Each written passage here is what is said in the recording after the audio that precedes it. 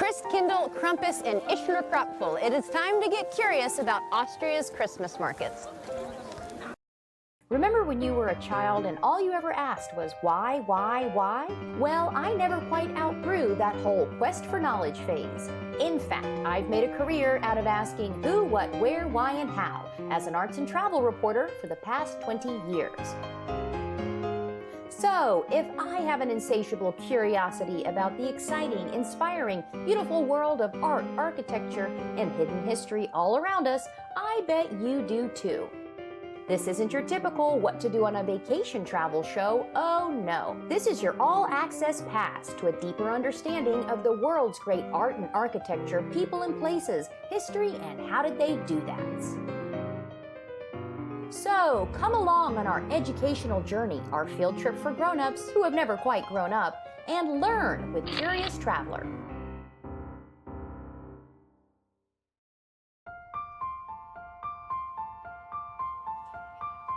European Christmas markets, or the Christkindl market, is a celebration of Advent in the weeks leading up to Christmas. The very first Christmas market was held in what is now Germany back in the Middle Ages. And today, here in Austria, this beautiful tradition continues.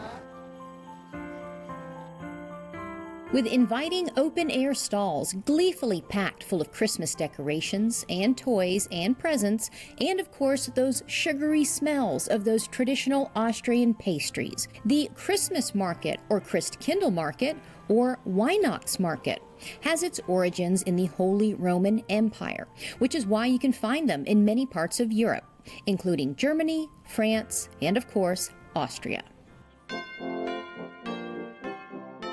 So, here's what I'm curious about with Austria's Christmas markets and traditions. Why are these markets sometimes called a Christkindl market? How did this tradition start, and why? Why are Christmas markets so popular in German-speaking countries? And what does Austria have to do with a famous Christmas carol? What is a Schoko Kipfel, a Kaiserschmarrn, and a Brandteigerringe? Thank you. Thank you. Why aren't these Christmas letters written to Santa? Why are there trumpet players on this balcony? And the most curious question of all, what the heck is a Krampus, and is it different than a Krapfen?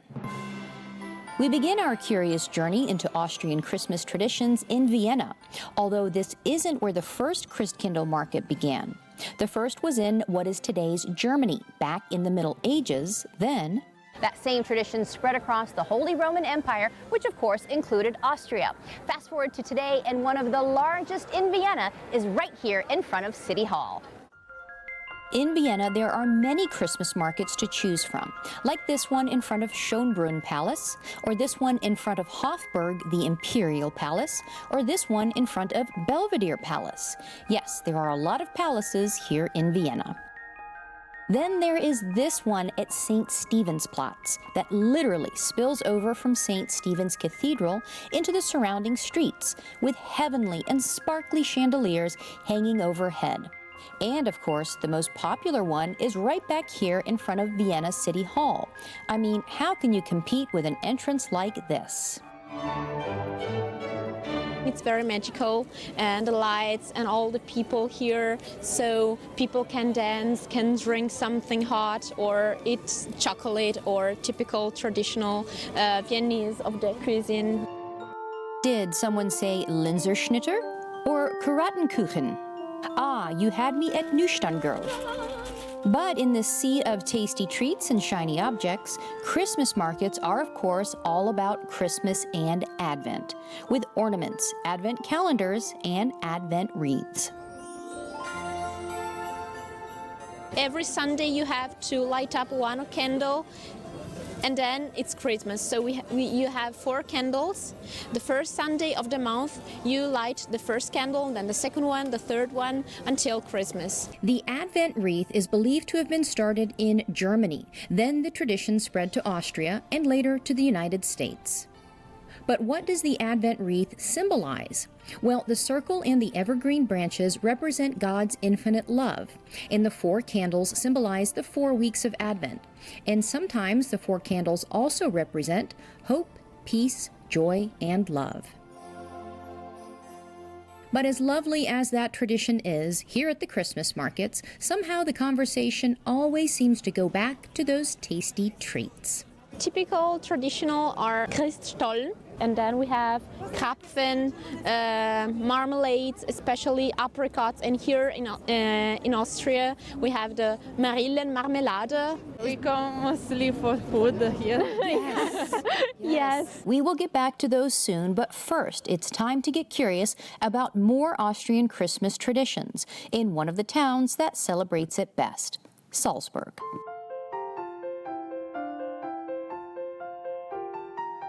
Salzburg's Old Town is a UNESCO World Heritage Site, and its Christmas markets are simply magical.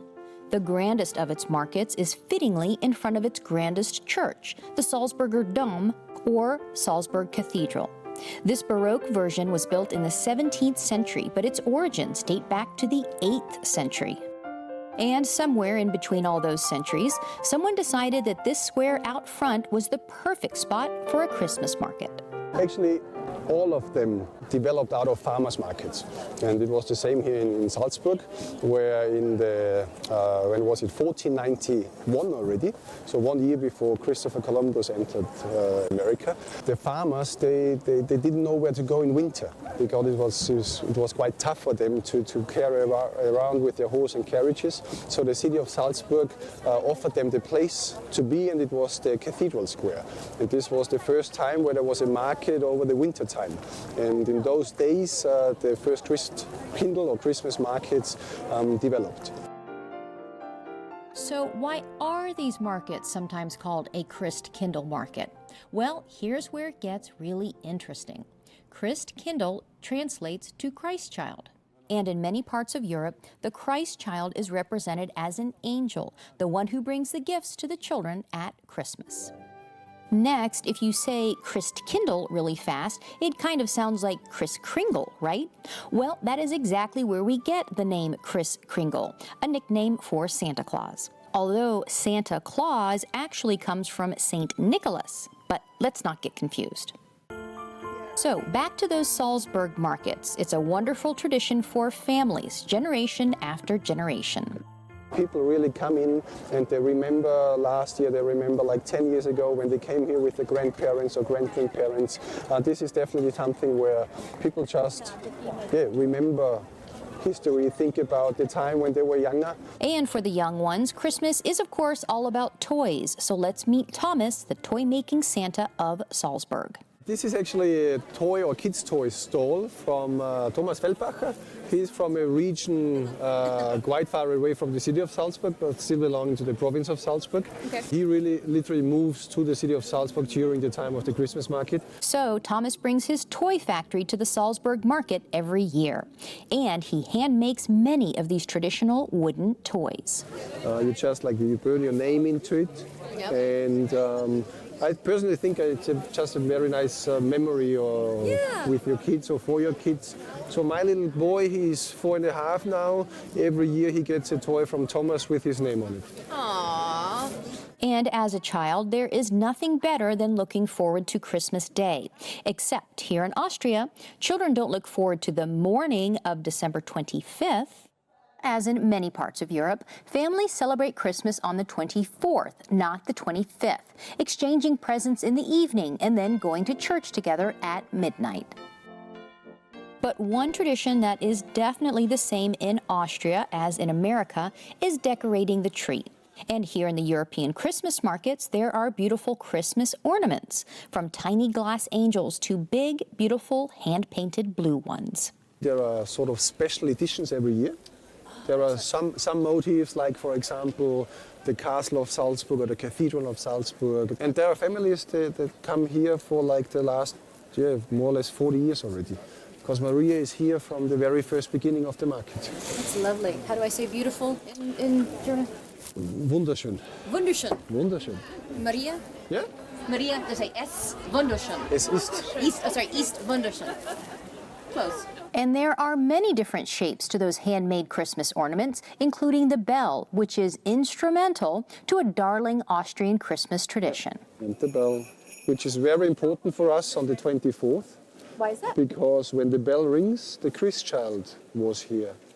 And so all the kids are going crazy because usually they got kicked out of the living room so that mom or dad can sort of light up the Christmas tree. And then suddenly there is the bell, and then the Christ child was here. He just secretly came in, left some gifts, and it's amazing that the kids never saw. From delicate little bells to booming horns, we go up above the Salzburg market to get curious about another Christmas market tradition.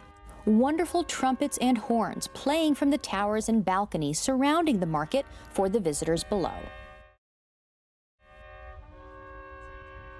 But it's an Austrian tradition. I would say Alpine, also in southern parts of Germany and Switzerland, but very much in Salzburg as well. Yes. Excellent. It's only the best musicians from Salzburg who are allowed to play here.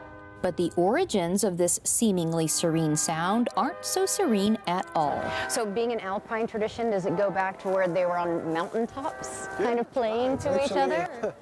This type of music was literally actually to alarm the people. For example, right in the city of Salzburg or on the fortress, the people who live here realize, there's something going on, we have to be careful. Oh, that's amazing. Okay, so it was to alert people if the bad guys were coming, or whatever the case may be, and now it's this beautiful Christmas tradition. And just across from the market is an Austrian Christmas vault full of treasures. But we know the combination, so let's go inside.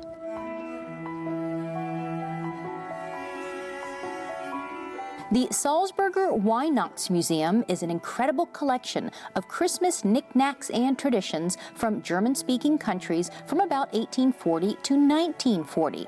And it's all thanks to one Christmas-loving woman. No, not Mrs. Claus, but a Mrs. Kläuber. Mrs. Kläuber was gathering about 40 years. Yeah, and he was so impressed by the Christmas tree of her grandmother in her early childhood, and then she was gathering those wonderful. It's amazing that these are preserved so well. Yes, it's incredible. Yes. And some of them they found in America, in the States. Oh, nice! Yeah. Including some very precious and very fragile paper advent calendars kept under glass for safekeeping. This one is the oldest known to date advent calendar.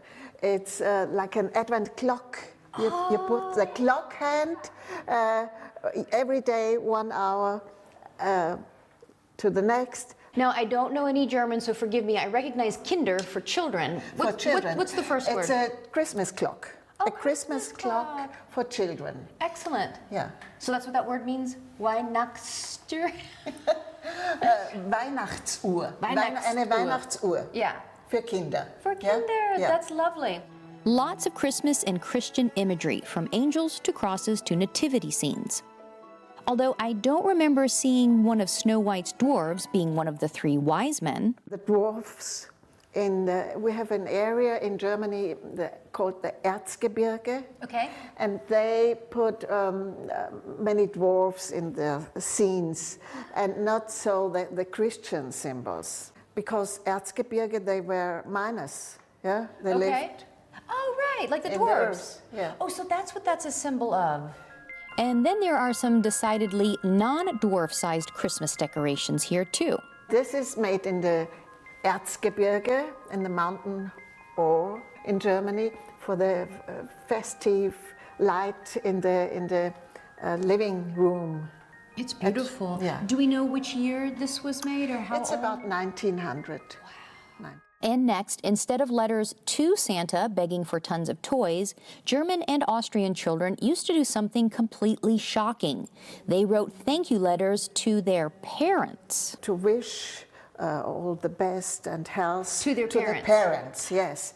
It was common in the 18th and 19th century. But we forgot it now. They don't do it now. I was going to say, nowadays, kids, No. it's the opposite. You don't see them really being, that's a great tradition to bring Yes. back. But let's not get crazy here. Those darling little Lieblings of the past still asked for a present or two, but still differently than an American child would.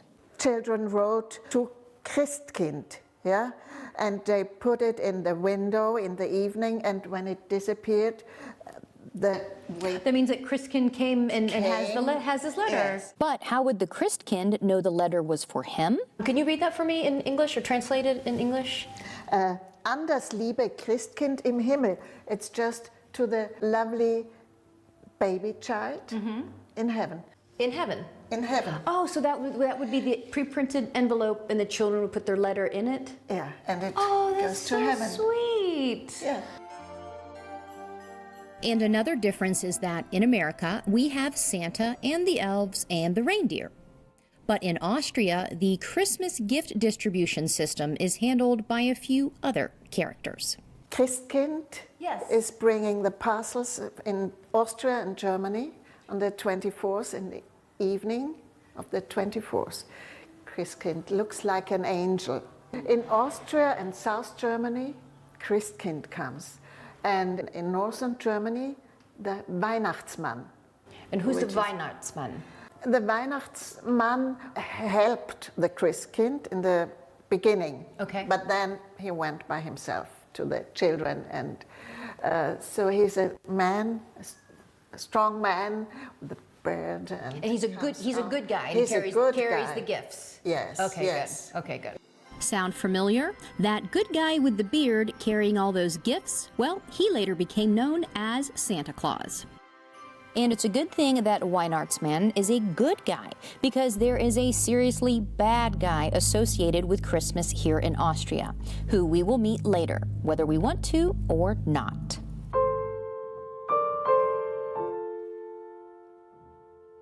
Maybe if we sing a Christmas carol, we can keep the bad guys away. But not just any Christmas carol.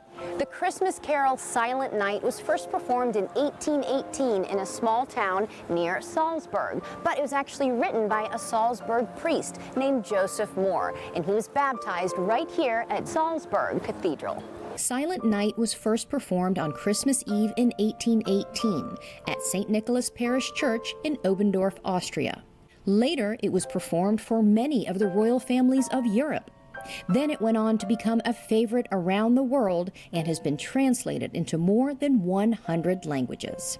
Two people created this lovely song, and it's first of all Joseph Moore, the priest who wrote the lyrics in 1816 already. And 2 years later, he asked his friend Franz Xaver Gruber to compose the melody, and this is what made Silent Night. It's two people working together. Often, Christmas concerts in local churches will include nativity scenes, complete with manger, sheep, ox, and donkeys. But I don't remember ever seeing a mouse in attendance. There's a wonderful legend about a mouse chomping through an organ or something. Exactly. Yeah, This what's is that in story? Obendorf. There's the legend, the mouse destroyed the organ, and this is the reason why you couldn't use the organ for the Christmas service, and then they had the idea to use the guitar. It's probably an urban legend, but it's a nice one, and the children love it. So, according to that legend, that's why the original sheet music for Silent Night was written for the guitar. But what's even more curious is that you might get sleepy when you hear it. There's many Christmas carols out there, but there's something about Silent Night when you hear it, especially if you're at a church service, and there's just sort of this calm that comes over the... What do you think it is about this particular song that resonates so well? Well, I think no scholar and probably no one has the answer to this question. We know that their melody is quietly influenced by the Sicilian melodies for cradle songs. Oh, lullaby. Lullaby. Well, time to wake up and explore one more glorious and curious Christmas market here in Austria.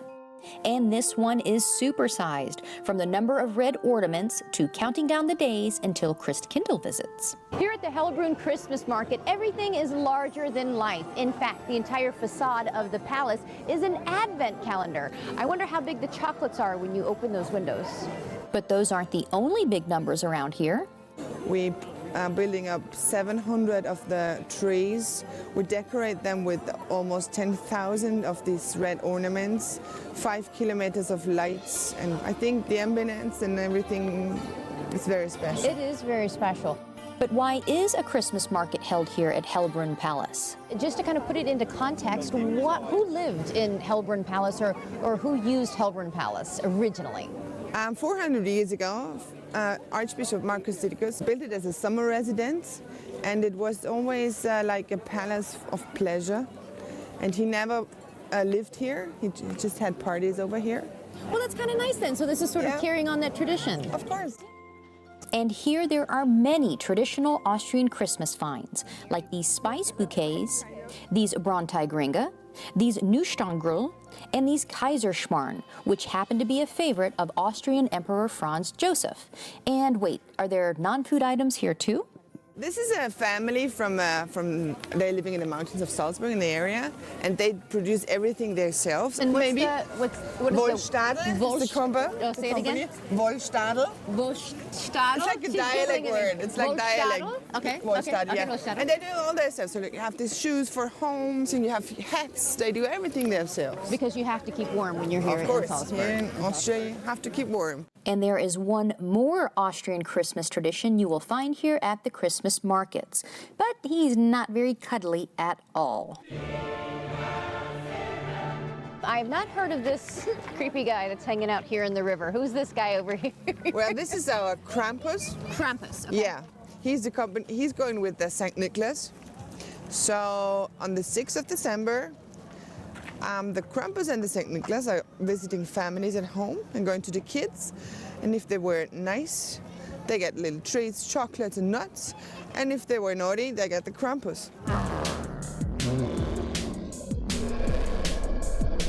And kids, trust me, you do not want to get the Krampus.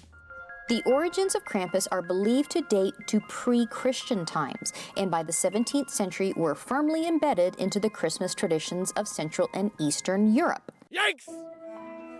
Krampus is a fictional character, well, at least I hope he's fictional. He hangs out with St. Nicholas and swats the bad children with birch branches or sometimes puts them in a basket or sack and carts them off. You know, depending on his mood. So, you'd better be good for goodness sake. Is he half beast, half human? He's What like is a he? demon, and he's very scary, and the fur, the costume is a fur. Okay. And the masks are all hand-scarfed of wood. And it's like a tradition that if you have one in your family, one of these masks, you pass it on from generation to generation. Oh, what a lovely Yuletide tradition. Dressing up in a costume like this to scare the daylights out of your children year after year. He's a little I scary. can remember it was like in my childhood, like this. Describe your childhood with this Krampus around. Were you traumatized? I was always very scared of Krampus. I'm even now, because they have these huge, when they, on the 6th they're walking around with these huge bells on their back. Okay. And if you hear those bells, you know what's going on and you know what's going to happen. And so on the 6th, 5th and 6th December, they're everywhere around, and every girl and women, they're just running. So Austrians everywhere, when they hear a jingle bell, normally that's a positive thing. You hear a bell, you're like, oh God, it's Krampus. It's Krampus. Kind of, it's what like do I do? Krampus bell, yeah. Oh, I love Very it. scary. Okay, well, I hope you feel better now. I hope you know that Krampus isn't real. Sorry. Or is he?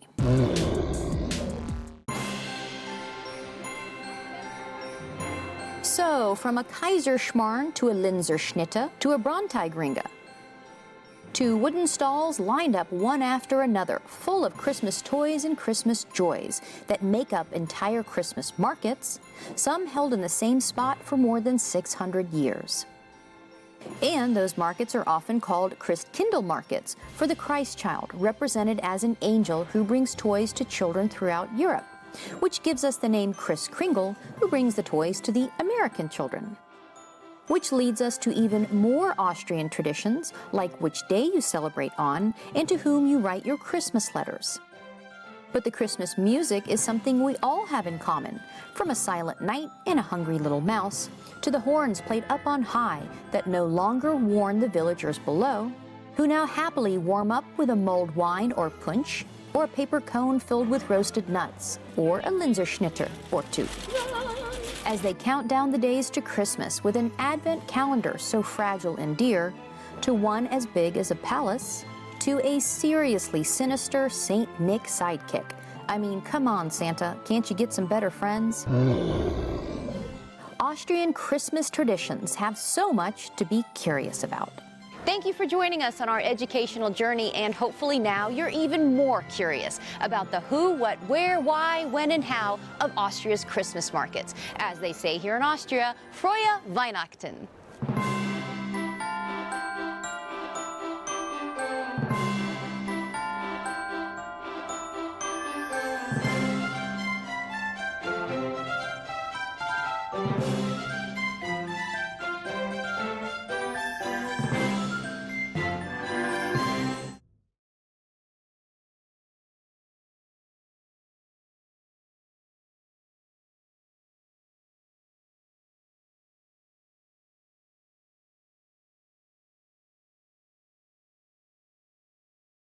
Sherlock Holmes, secret smugglers, and the Seven Sisters. It is time to get curious about Sussex.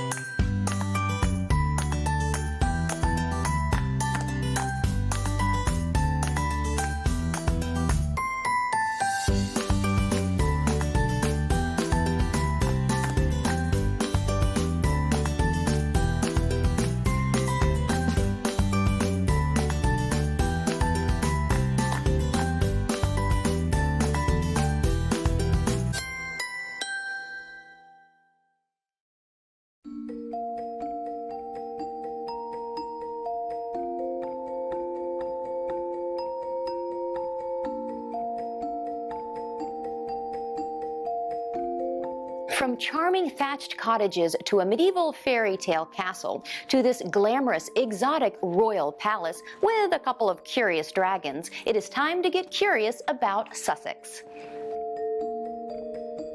Sussex is an historic county in southeast England and means land of the South Saxons. In fact, this area was once known as the Kingdom of Sussex, and this ancient region is still awash in natural beauty and mystery, from its rolling green hills to those iconic chalk cliffs overlooking the English Channel.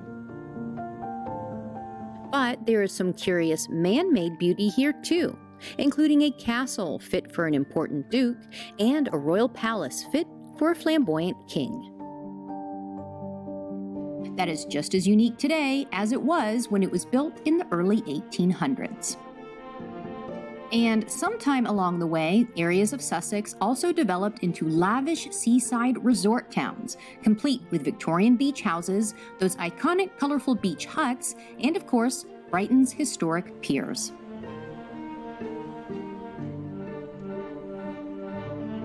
So here's what I'm curious about in Sussex. Who built a decidedly Asian-looking royal palace in England without ever having traveled to Asia? What is so sneaky about this darling pub? Where can you find the home of Seven Sisters, who chose a pretty precarious place to live? Why is there a tunnel underneath this medieval village? Wait, is it really medieval?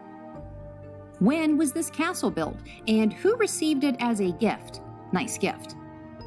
And how is this dragon holding up this giant chandelier, and who wouldn't sit under it? Who, what, where, why, when, and how. So much to be curious about in Sussex.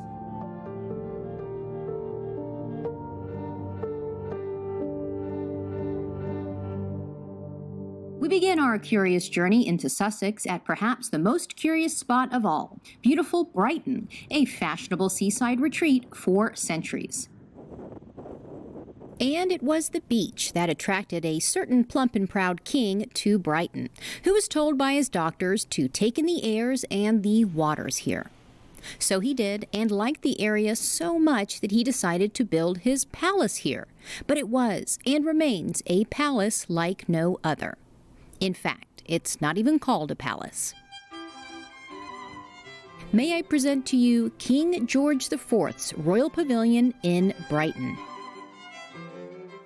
Inside, the main entrance is meant to look like a bamboo courtyard, which has a lower ceiling. So, when you enter the main dining room, you get the full dramatic effect that the designers intended.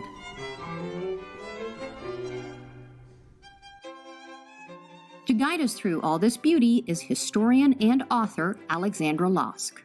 What was the reaction his guests had, perhaps when they came from the main area and then entered into this room? What did they think? Well, we have some contemporary accounts. We have some people reporting back in letters and diaries, having been to a great banquet here. And it is this sense of awe, of being transported to another world, and of rooms like these being almost an assault on all your senses. It is, it really is. The entire pavilion, inside and out, is meant to look Asian. Indian on the outside and Chinese on the inside. And yet, there's an interesting story about that. None of the architects or artists had ever traveled to the Far East. nor had the king. We have things like you see in this room, which were created to look vaguely Chinese, but all of them done by European artists, and then embellished with these amazing chandeliers ornamented with dragons, and they're supposed to look Chinese, but actually these are Welsh dragons, because the person who designed this chandelier had never been to China. Next in the curious history of this curious palace, after George IV, the royal pavilion stays within the royal family for years, all the way through his niece, Queen Victoria. She and her family even lived here for a while, but she eventually decided to sell it. However, she was apparently rather fond of its contents. So she builds that wing of Buckingham Palace that most people see. Most tourists who come to London, they see that sort of east wing. And she had to furnish it with something. Oh, so that's where it... Okay. So here was the Royal Pavilion. Everybody assumed it would be demolished. So she sold it to the Corporation of Brighton, the people of Brighton, and the entire estate. And she took everything you could possibly take with her. She liked the objects. By chance, the things that we're looking at right now left here, went to Buckingham Palace, and they've... Everything went to London, first to Kensington Palace, and then used in Buckingham Palace. But she also gave a lot of things back. For example, this magnificent chandelier. Oh yes, this chandelier is definitely magnificent. One of the largest, heaviest pieces in the pavilion. It dangles above the formal dining table, and if you can see all the way up to the top, there's that Welsh dragon. And here's the funny part. There is a story that during the time of George IV, when guests dined here, no one really wanted to sit directly under the chandelier, especially if that guest got a bit tipsy. They worried that the dragon might drop the chandelier. Other stunning rooms in the pavilion are the circular saloon, all decked out in vivid reds. And a connecting long hall leads to the glorious music room where grand balls were held. High above the dancing guests' heads are 9 more chandeliers, each shaped like a lotus, an important Buddhist symbol. And there's even more dragons in here, seeming to hold up some blue silk curtains. Man, the dragons are really put to work around here. And finally, there's one last symbol, in fact there are hundreds of them, that are also way up high, but for once do not symbolize the East at all. Although they kind of look like dragon scales, these tiny seashells, which get smaller and smaller as they go up to the center of the dome to create the illusion of height, are here simply as a symbol of beautiful Brighton Beach.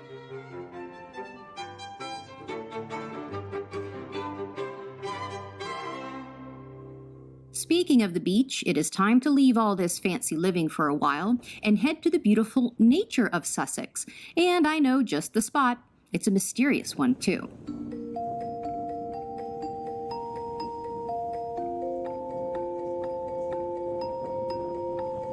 From man-made beauty to natural beauty, we now visit some sisters made of beautiful bright white chalk, who stretch across England's beautiful southern coast, overlooking the English Channel.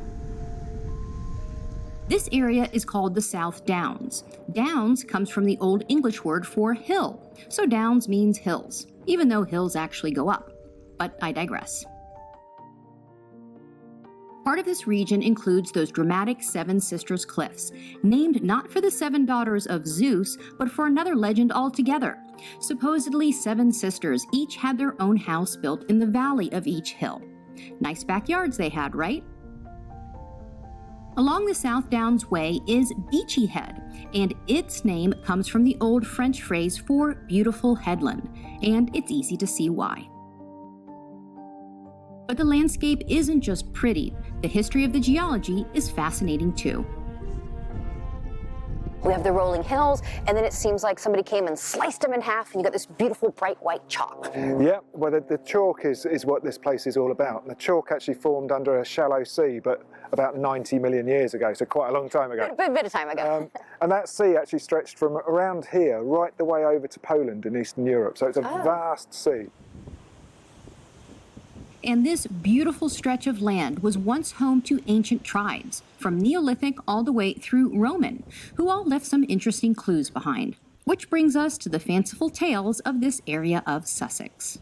We've got so many myths and legends, mostly referring though back to this archaeology. So when people used to see these mounds, they thought they were fairy mounds, entrances to another world, and there was always treasure buried inside them. Of course, there isn't always treasure buried inside them, but that didn't stop the Victorians looking. So often when you see these burial mounds, you'll find they have little dips in the top of them, and that's where someone's gone treasure hunting because of these old myths and legends. Oh, that's fantastic. So for these little bumps and things that you say primarily during the Victorian era where they thought, oh, let's explain this with something fantastical, did that have anything to do with the very sort of fantastical cliff's edge here? Like it just the whole area seemed magical? Yeah, I think it's always had a draw to people because it does seem like the edge of the world, and if you don't have a huge world view, that's exactly what it is. So people were and still are drawn to these places, not always for the right reasons as well. Ah yes, the next part of our story.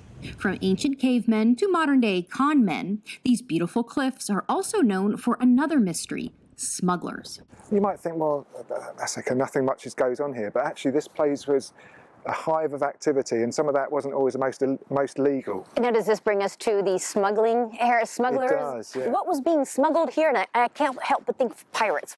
The smuggling shenanigans began as early as the 13th century, when the British government started taxing one of its biggest exports: wool. And they put a £3 tax on per bag of wool, and £3 was a lot of money 800 years ago. So people thought, well, I don't want to pay that. So actually they thought, well, France is only over there, so might take my own. And that was the start of the smuggling, originally smuggling out, and then people started to smuggle things back in. And when excise duty came in and people were actually charged to bring imports into the country, people started smuggling both ways. And those imports were things like tea. It's estimated that 4/5 of the tea drunk in Britain in the 18th century was smuggled, hadn't paid tax. It's absolutely massive. Smuggling was big business from the 17th through the 19th centuries, until it was finally brought to a halt. But even after the smuggling stopped, the legends continued. Virtually every pub and church in the south of England, within about 5 kilometres of the coast, has a myth about a tunnel leading from the pub to the church. Nearly every one, I've got to say, is rubbish. Oh, I was going to say, are there any tunnels left that we can... No, I've been down a lot of these so-called tunnels, and they end up usually being medieval toilets, which is not nearly as interesting. Well, I think it's far more interesting. Well, no tunnels, but there are plenty of those darling churches and smugglers' pubs nearby, like this one, the Tiger Inn. The perfect spot to get in from the cold and wind and warm up with a spot of tea, or a pint, depending on your mood. It's not called the old ladies. And of course, to talk about smugglers' legends with the locals. We're sitting in this gorgeous little pub. We're right next to some of the most beautiful nature I've ever seen. And what I love learning are all the local myths and legends. And you'd never think there's a seedy side to this beautiful little inn and the ones around here. Tell us about the theories about the smugglers around here. Here in the public houses, in the inns that we have around here, this is where the gangs of smugglers would have met. Around the fire, having a conversation, working out when the next drop's going to come in on the coast, and also to hide it away from the excisemen who were coming round to check. There were trapdoors in the floor, there were tunnels leading away to other houses in the village so they could get the goods out of view of the excisemen when they were coming round. But the people involved in these heists weren't just the gangs of smugglers. You might be surprised who else was helping out. Everyone was in on it. Everyone was in That's on what it. I've heard. Even the local vicar of the church was involved. He had a soft spot for brandy, and he couldn't get it anywhere else. Yeah, this was during the Napoleonic Wars, so brandy being a French drink, we couldn't get it over here. So he was sent on his horse over the cliff tops, and if the Coast Guardmen were coming, he would delay them long enough so that all the goods could be stored away. Now, how did he delay them? Did he sort of say, I want to... He would go and hold conversation with the officer in charge. Like, when was the last time you were in church? And let's talk about it. Oh, that's great. And being a gentleman, then the conversation continued long enough. But before we leave this legendary Smugglers hub and pub, there is one more curious spot for us to investigate that has nothing to do with smugglers, but everything to do with being curious. Because just across the village green from the Tiger Inn is a quite curious stone cottage with a little clue posted on its front. There is a curious bit of literary history here in Sussex, too. The world's favorite sleuth, Sherlock Holmes, retired here. How do we know? Well, there's a little blue plaque on this cottage that tells us so. But there are also many references to Holmes wandering the hills of Sussex throughout the stories. And Sir Arthur Conan Doyle was born near here, and he spent many years here. So, with all these clues, we can deduce it's elementary.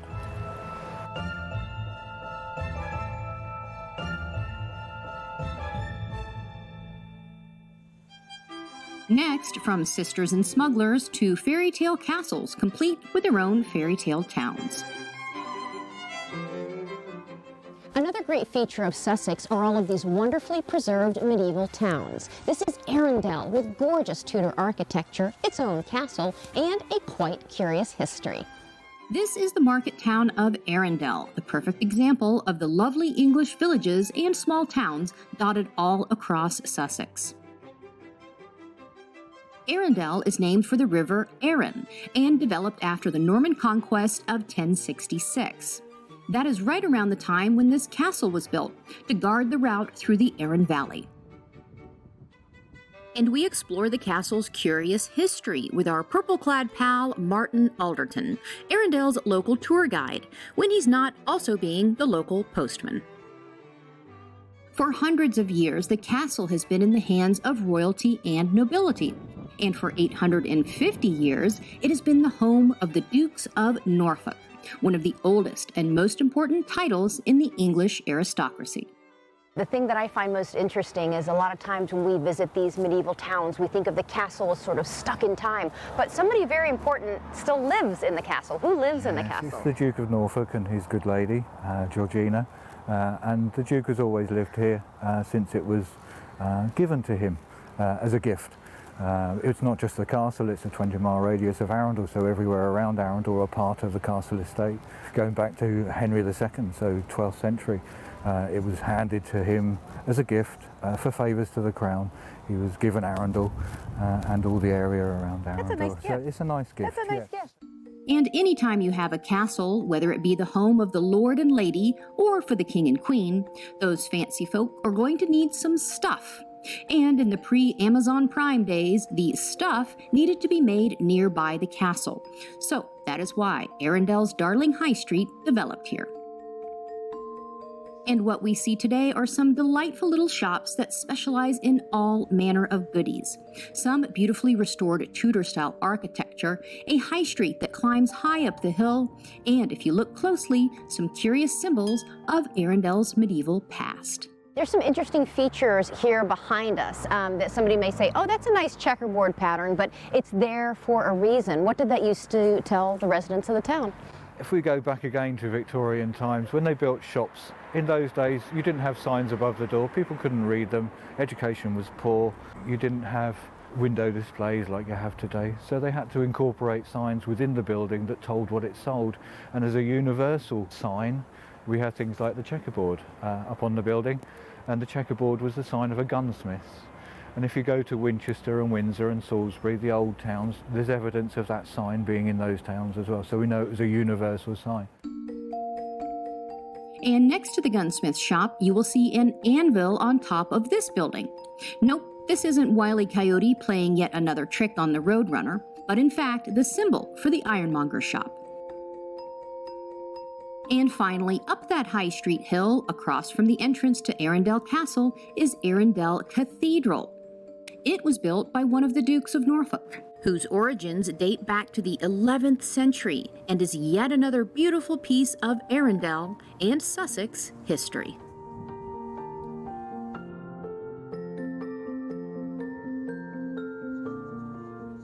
Our final stop is quite curious indeed. It is a medieval village of sorts with a connection to Guinness beer and the Roaring Twenties. There is a curious spot in Sussex where you can visit an authentic 15th century thatched cottage, which is right next to a 13th century charming chapel, which is on the grounds of a beautiful mishmash of other medieval buildings, cottages, and churches that together create a wonderful living history museum. And the best part is you can sleep in it. This is Bailiffscourt in Climping, West Sussex, a hotel of the most curious kind. It is called Bailiffscourt because a local bailiff used to work out of the manor house here. It was assembled in the 1920s, but its bones come from the Middle Ages. I would imagine there's quite a few modern challenges for the upkeep of a medieval... Definitely, it's ongoing. You just think you've got things sorted, and then there's another problem, another leak somewhere. And much like the original designer, you're like, well, I don't know exactly how to do this, but we're going to figure it out. If you are of at least average height, you might have to duck to get into these medieval doorways. This unique property has been a family-run business here for 3 generations, now run by Miranda and Pontus Carminger. My first impression was, oh my goodness, they've recreated sort of a medieval village. Is that the idea? What was the concept when this was being built in the 1920s and 1930s? Yeah. What was the idea behind it? Well, it was built by Walter Guinness from the Guinness family, the brewing family, together with his wife. And as far as I remember correctly, I think they used to come down to this part of the world, of the country for holidays. So, Lord and Lady Moyne of the Guinness family built this unique, historic, and simply charming faux medieval village for all their high society friends to stay in and enjoy. They carefully collected original stone, woodwork, solid wood doors, iron and glass windows, even entire fireplaces, and reassembled them here in Bailiffscourt in a whole new way. So many details to look at. I loved how it was a stone sort of almost Gothic-shaped archway, and then the wooden door within it, and then that old iron handle. And so those are actually... original. Amazing. Yes, and just brought from different parts of the country that they scoured for derelict buildings or buildings that were falling down and needed to be reloved and brought back here, put back piece by piece. The bedrooms are named after different historic local fields. There's a map here from the 1600s. And the rooms are like little hideaways at the top of a castle. And speaking of needing a little hideaway, there is a fun legend about another unique architectural feature here. There happens to be a wonderful tunnel on the property here somewhere. Why was the tunnel built? Yeah, so the tunnels was built to be able to link these two buildings, the building that we're sitting in here now and the thatch house. So each of those buildings are the 2 big buildings in the grounds, and one building for Lady Moyne and one building for Lord Moyne that they had as their own ones, their own quarters, so to speak. So he could do his entertaining in his house and she could do hers, and then they could meet if they wanted to, and if they didn't want to meet, they didn't have to meet. They didn't have to cross, their paths didn't need to cross. I like that. I think that's the secret to a long and happy marriage. You have separate residences. You can meet when you feel like it and when you don't. Back above ground is one final building that has been here all along at Bailiffscourt. This darling chapel has been here since at least the 13th century, when it was used by the local villagers. Thankfully, Lord and Lady Moyne kept it and kindly built their fairy tale medieval village around it. And stepping inside this historic chapel today, especially at Christmas time, is nothing short of magical.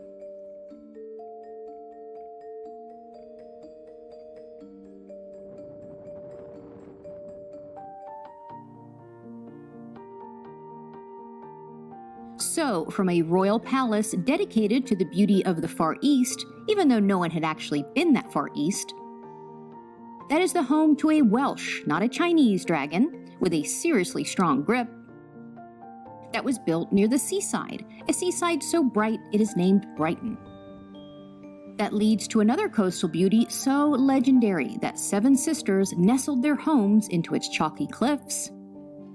And those soaring high cliffs and rolling downs have been home to all kinds of characters, including some sneaky smugglers, who are rumored to have sipped some of that smuggled tea or downed a pint or 2 inside the Smugglers Inn, which is next door to a legendary sleuth's retirement home. Maybe. We do know that this Sussex spot was home to many, many important dukes, earls, and other nobility, and that this market town grew out of it to supply those fancy folk with their not-so-fancy stuff. And some more modern fancy folk vacationed here, in a spot dedicated to medieval architecture, with room for everyone to spread out, and especially some room for the Mr. and Mrs. to get some quiet time from each other. And perhaps, best of all, one charming little chapel in the same spot for hundreds of years, even though its surroundings have changed from medieval to modern, back to medieval. Sussex, the kingdom, the land of the South Saxons, has so much to be curious about. Thank you for joining us on our educational journey, and hopefully now you're even more curious about the who, what, where, why, when, and hows of curious Sussex. As the English say, cheerio!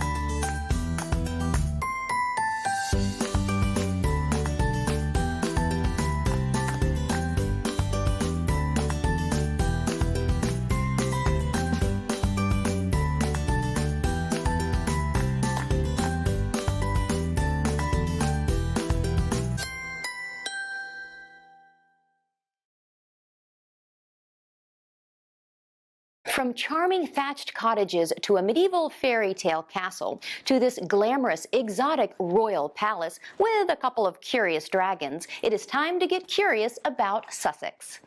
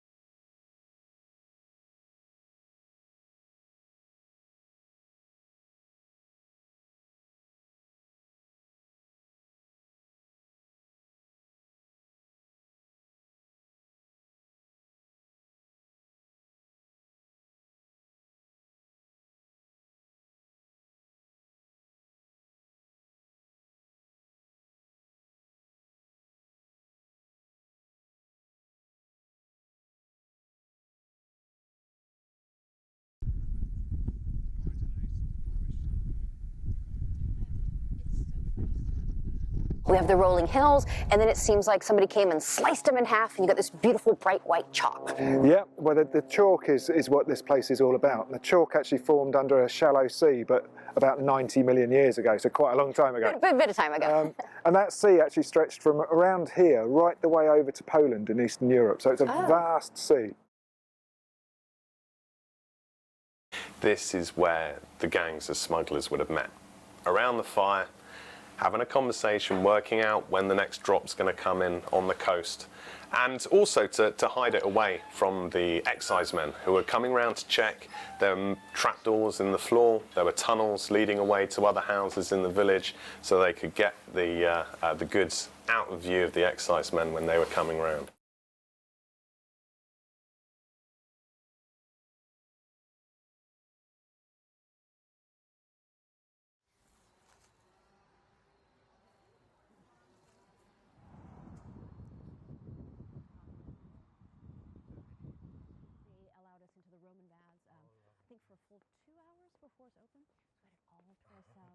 we see the steam rising off of that.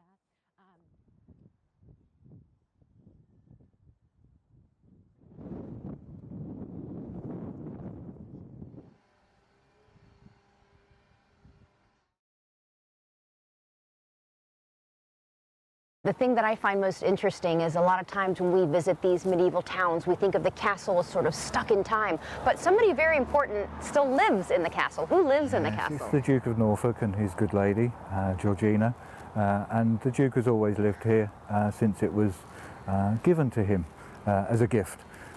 It's not just the castle, it's a 20-mile radius of Arundel, so everywhere around Arundel are part of the castle estate. Going back to Henry II, so 12th century, it was handed to him as a gift for favours to the crown. He was given Arundel and all the area around Arundel. That's a nice gift. So it's a nice gift. That's a nice gift.